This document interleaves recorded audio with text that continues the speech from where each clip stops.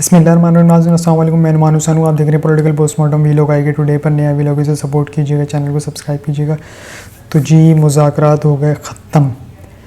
शाह महमूद कुरैशी साहब ने और फवाद चौधरी साहब ने अभी एक प्रेस कॉन्फ्रेंस की, जिसमें उन्होंने तमाम तफसीलात से आगाह किया कि मुज़ाकरात में पहले दिन से और आज तक क्या रहा। तमाम चीज़ों पर इत्तफ़ाक हो गया सिवाय एक चीज़ पर, वो थी तारीख़, कि एक साथ इलेक्शन हो जाएं तो उसकी एक तारीख़, उस पर इत्तफ़ाक ना हो सका तो ये मुज़ाकरात ख़त्म, यानी कि मुज़ाकरात नाकाम। यही जो हम गुज़िश्ता पहले दिन से कहते हैं कि ये मुज़ाकरात नाकाम होंगे और ये मामला तय होंगे सड़कों पर। तो ये मामला अब सड़कों की तरफ गामज़न है। उससे पहले सुप्रीम कोर्ट की तरफ आ जाएं। सुप्रीम कोर्ट ने ये कहा था कि आप लोग आपस में बैठ के, हुक्म नहीं दिया था, ना ज़बरदस्ती बिठाया। सुप्रीम कोर्ट का एक मशवरा था कि आप लोग आपस में बैठें, कोई एक तारीख निकाल लें, जो भी एक तारीख डिसाइड होगी फिर उससे हम थोड़ा ऊपर नीचे कर लेंगे अपने फ़ैसले में। अगर कुछ नहीं निकलता, अगर इस पूरे सेटअप पे कुछ नहीं निकलता, तो फिर याद रखिएगा वो 14 तारीख बरकरार रहेगी। सुप्रीम कोर्ट के ये वाज़ेह अल्फाज थे कि अगर कुछ नहीं निकलता तो 14 मई बरकरार रहेगी। तो लग ऐसा रहा है कि 14 मई को इलेक्शन नहीं होने जा रहे, क्योंकि फंड्स भी जारी नहीं हुए इलेक्शन कमीशन को, और इलेक्शन कमीशन ने वैसे ही हाथ खड़े कर दिए कि हमारी तैयारी नहीं है, बैलेट पेपर्स वगैरह ये वो कुछ भी नहीं किया हुआ। तो अब जो आज समाअत होने जा रही है, आज तमाम सियासी रहनुमा आएंगे और अपनी अपनी रिपोर्ट पेश करेंगे। फ़ंड्स के हवाले से भी रिपोर्ट दी जाएगी, मुज़ाकरात के हवाले से भी रिपोर्ट दी जाएगी कि क्या क्या मुज़ाकरात रहे। तमाम चीज़ों की तफसीलात सुप्रीम कोर्ट में जमा की जाएगी, लेकिन फ़ैसला आज नहीं होने लगा। आज सिर्फ रिपोर्टें जमा कराई जाएंगी। अब उस पर सुप्रीम कोर्ट जायज़ा लेगी और वो कोई मुनासिब ऑर्डर पास करती है या फिर कोई एक आध दिन के लिए उसको डिले कर देती है, यानी कि समाअत मुलतवी कर देती है।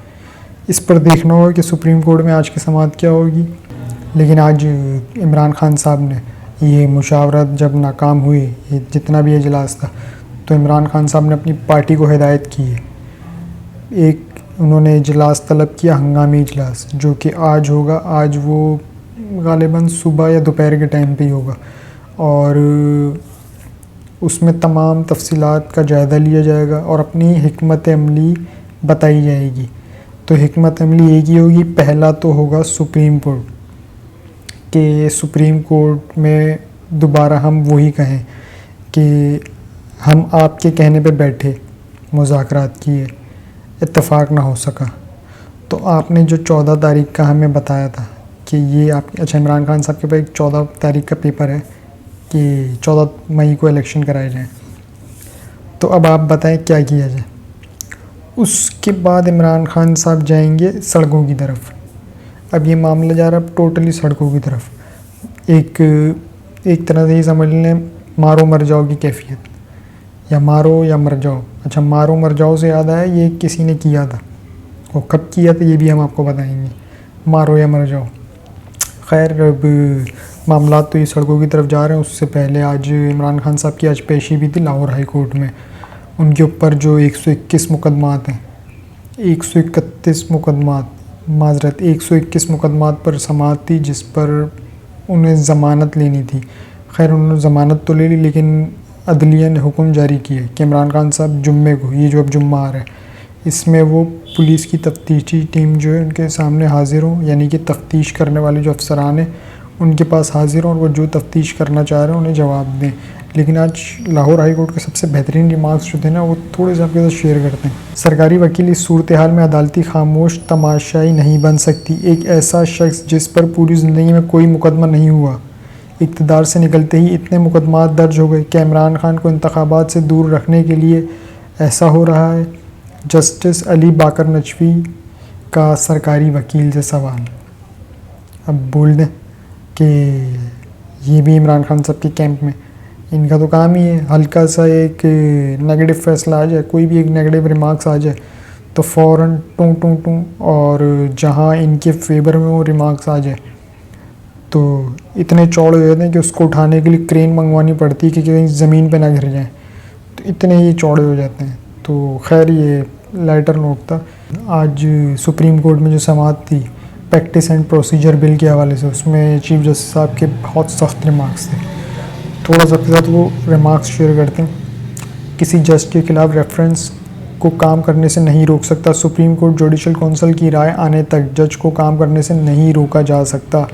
कानून साजी के इख्तियार से मुतल्लिक वफाकी फहरिस्त की कुछ और हदूद व क़यूद भी हैं। ये हकीकत तब्दील नहीं हो सकती कि आज़ाद अदलिया आइन का बुनियादी जुज़ू है। बिल्कुल इल्ज़ाम है कि मुल्की तारीख़ में पहली मरतबा आइन की बुनियादी जुज़ू की कानून साजी के ज़रिए खिलाफ वर्जी की गई। सियासत ने अदालती कार्रवाई को गंदा कर दिया। सियासत ने अदालती कार्रवाई को गंदा कर दिया, यानी कि आलूदा कर दिया, वो ये कहना चाह रहे हैं। सुप्रीम कोर्ट ने अपने हवाले से प्रैक्टिस एंड प्रोसीजर कानून से मुतल्लिक पार्लिमानी कार्रवाई का रिकॉर्ड तलब कर लिया। अभी आगे सुनिएगा। चीफ जस्टिस उमर अता बिंदयाल के रिमार्क्स। अटॉर्नी जनरल को मुताल्लिका रिकॉर्ड आइंदा समाअत से कबल अदालत में पेश करने का हुक्म समाअत पीर तक के लिए मुलतवी। तमाम रिकॉर्ड उन्होंने मंगवा लिया है, तो अब ये भिखारी परेशान होंगे। अब इनकी परेशानी में मज़ीद इजाफा होगा। रिकॉर्ड यानी कि कितने हाजिर थे, किसने फेवर में दस्तखत किए, और सबकी अपनी अपनी राय क्या थी, सबकी अपनी अपनी कानूनी राय क्या थी। जिसने भी दस्तखत किए उसकी अपनी अपनी राय क्या थी, और उसने किस बुनियाद पर समझा कि ये बिल होना चाहिए। तो रिकॉर्ड तलब कर लिया है, और इस रिकॉर्ड में चंद शख्सियात को छोड़ के क्योंकि उन्हें पता था कि कहीं ना कहीं ये भंड होगा और हम रगड़े में आएंगे, तो उनका इसमें रिकॉर्ड आपको नहीं मिलेगा, जिसमें इशारतन कह देता हूँ पीपल्स पार्टी शामिल है। पीपल्स पार्टी का आपको इसमें रिकॉर्ड नहीं मिलेगा। शहबाज शरीफ साहब का भी नहीं मिलेगा। मुंह से धाड़ा है सिर्फ इन्होंने, पेपर वर्क पे कुछ भी नहीं किया। पीपल्स पार्टी ने मुंह से धाड़ा है, पेपर वर्क में कुछ भी नहीं किया। तो यहाँ थोड़ी इनकी बचत है, लेकिन अगर ये सेशन पूरी इसकी रिकॉर्डिंग मंगवा ली गई कि ठीक है तकारीर क्या क्या हुई थी। तकारीर आज भी एक बड़ी ख़तरनाक हुई है, ख्वाजा आसिफ साहब। लेकिन अगर तकारीर के हवाले से भी मंगवा लिया गया तो एक हमाम में सब नंगे। कितने ये क्या कह रहे थे, हम कितने वोट लिए हमने 180 गालिबन कह रहे थे हमने 180 वोट ले लिए हैं, तो अब हमें कोई नहीं हटा सकता। तो 180 के 180 ही जाओगे, 180 के 180 ही जाओगे। मरीम साहबा को कहिएगा कि कैलकुलेटर लेके देख लें, माइनस में कुछ नहीं आएगा। 180 से 180 ही जाएंगे। उसके अलावा गुज़िश्ता रात चीफ जस्टिस साहब ने एक अशाइया रखा था गुज़िश्ता रात। तमाम उसमें सुप्रीम कोर्ट के 15 जजेस को दावत थी, सिवाय एक के। वो एक नहीं है, बाकी सब आए। अब वो एक कौन है ये आपको भी पता है, वो एक कौन है। तो पहले तो वो मुतनाज़ थे ना, कि उन्होंने और गंद डाल दी। आ जाते तो अच्छा रहता। क्या था, उन्होंने बुलाया था, मुशावरत थी, गिले शिकवे दूर करने थे, तो इसमें तो कोई वो बात नहीं है।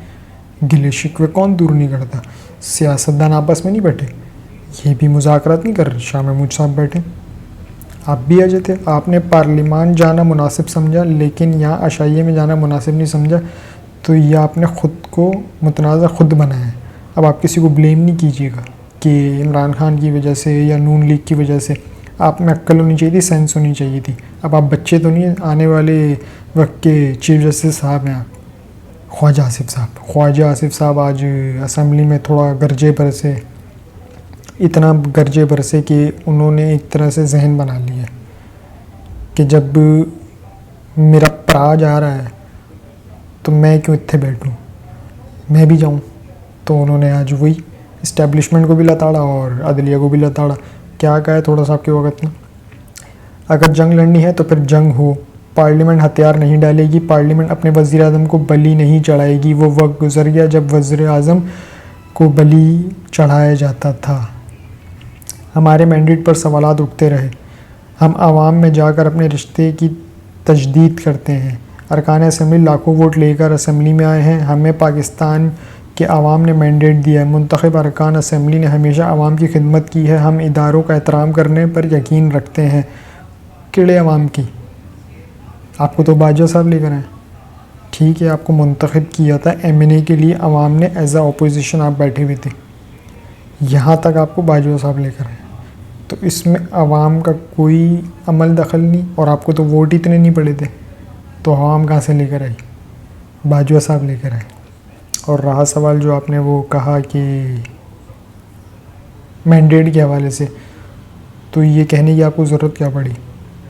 अदलिया ने तो नहीं बोला कि पूरी की पूरी पार्लियामेंट फारिग, अदलिया ने तो नहीं बोला कि पूरी की पूरी हुकूमत फारिग।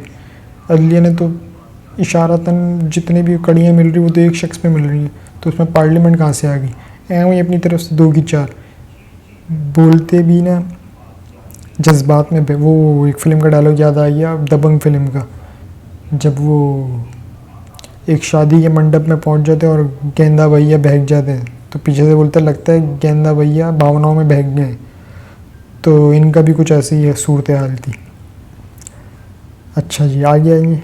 पार्लियामेंट आइन की बालादस्ती का ज़ामन है, सियासतदान को आपस में मुज़ाकरात करने का कहा जा रहा है। स्पीकर भी सुप्रीम कोर्ट से अदालत की कार्रवाई मांगे, स्पीकर भी अदालत से उनकी कार्रवाइयाँ मांगे। अच्छा जी, पहले अपने घरों की पंचायत लगाएं, उसके बाद हमें हिदायत करें। तो पंचायत उन्होंने लगाई तो थी, वह आपका एक भगोड़ा आया ही नहीं। आपकी जो झूली में आके उस दिन बैठा हुआ था पार्लियामेंट में, वो तो आया ही नहीं, तो पंचायत तो इन्होंने लगा ली, आपके कहने से पहले ही लगा ली। थोड़ा रिसर्च कर लिया करें, इतने बड़े सियासतदान हो गए, आप ऐसी बोंगियाँ मार रहे हैं। मुखालफिन लगाना या हिदायत देना सुप्रीम कोर्ट का काम नहीं है। वज़ीर आज़म की गर्दनें लेने, और यानी कि गर्दनें लेने का, पकड़ने का रिवाज ख़त्म करना होगा। 2 वज़ीर आज़म को नुमाइंदगी के हक़ से महरूम किया गया, 1 वज़ीर आज़म को फांसी दी गई, नवाज़ शरीफ को ताहयात नाहिल किया गया। इन लोगों ने जस्टिस फाइज़ ईसा से ज़्यादती की। हमें लेक्चर देने से पहले अपने गिरबान में झांकें कि आपने ख़ुद अदलिया की इज़्ज़त की या नहीं की। हम 75 साल बाद भी क्यों चुप हैं? तो काजी फाइज़ ईसा साहब के साथ बिल्कुल गलत हुआ, और इमरान खान साहब ने ये ओन भी किया कि इसके पीछे मैं नहीं हूँ, और उसके पीछे कौन था वो सबको पता है। इसके पीछे कौन था, इवन के काजी फाइज़ ईसा साहब को भी पता है कि इसके पीछे कौन था, लेकिन वहाँ ज़बान नहीं खुलती। जहाँ ज़ोर चलता है वहाँ चला रहे हैं, जहाँ नहीं चलता वहाँ भीगी बिल्ली बन के बैठे हुए। खैर, अब आपने इतनी बड़ी जो बात की है कि वज़ीर आज़म की गर्दनें पकड़ने का वक्त, तो ऐसी बात है तो फिर गिलानी साहब जब फारिग हुए तो मिठाइयाँ क्यों बांटी? आपने मिठाइयाँ क्यों बांटी? वो भी तो इसी तरह गए थे ना गिलानी साहब, आपने तो मिठाइयाँ बांटी। मुझे लग रहा है कि ये अगर शलवार कमीज़ पहनते तो थोड़ा सा इनका ज़ारबन टाइट कर देते हैं, और अगर ये सूट पहनते तो थोड़ी सी इनकी पतलून टाइट कर देते, ज़्यादा कुछ नहीं, थोड़ा सा याद माजी, थोड़ा सा याद माजी।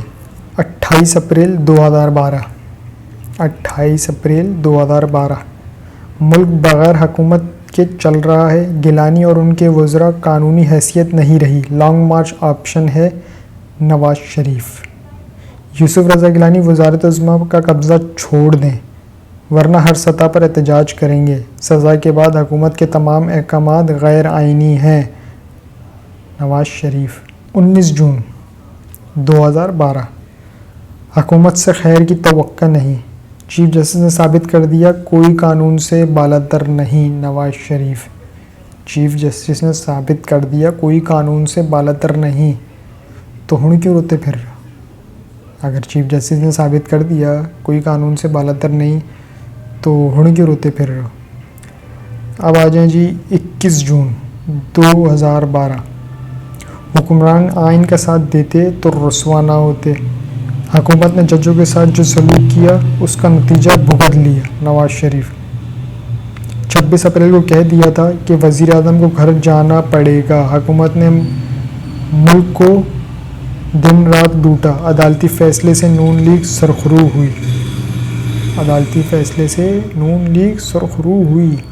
1 मई 2012, गिलानी सुप्रीम कोर्ट का हुक्म माने इक़्तिदार छोड़ दें। गिलानी सुप्रीम कोर्ट का हुक्म माने इक़्तिदार छोड़ दें। मारो या मर जाओ, जिसके बारे में हमने कहा था। एहतजाजी तहरीक शुरू कर दी। नवाज़ शरीफ। हुक्मरान के हाथों 18 करोड़ आवाम का मुस्तकबिल ख़तरे में है। अदालती फ़ैसलों का मजाक उड़ाया जा रहा है। एहतसाबी इदारे गैर मौसर कर दिए गए हैं। जरदारी ने कानून की हुक्मरानी का ख्वाब पूरा होने नहीं दिया।